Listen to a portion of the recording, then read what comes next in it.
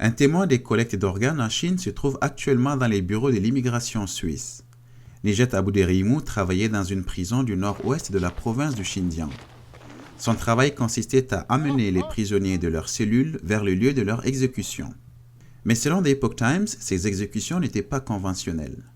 La police tirait sur les prisonniers de façon à ne pas les tuer, pour que leurs organes soient en parfait état pour être prélevés et vendus pour des greffes. L'agent ouïghour de la sécurité travaillait dans la prison de Liu Wandao de 1993 à 1998.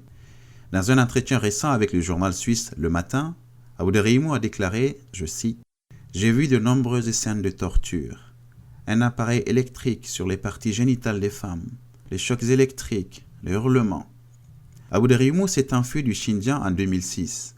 Sa demande de réfugié en Norvège a été rejetée et en attendant que sa demande soit examinée en Italie, il s'est enfui vers la Suisse après s'être senti menacé lorsqu'un Chinois l'a photographié dans un camp de réfugiés italiens. Jusqu'à présent, les autorités suisses semblent peu désireuses de traiter le cas d'Abouderihimou.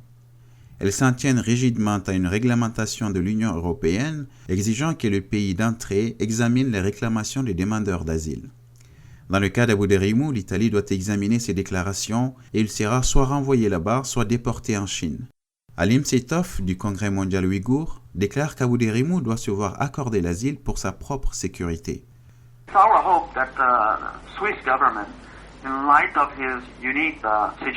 Notre espoir est que le gouvernement suisse, à la lumière de cette situation exceptionnelle, lui accorde l'asile politique.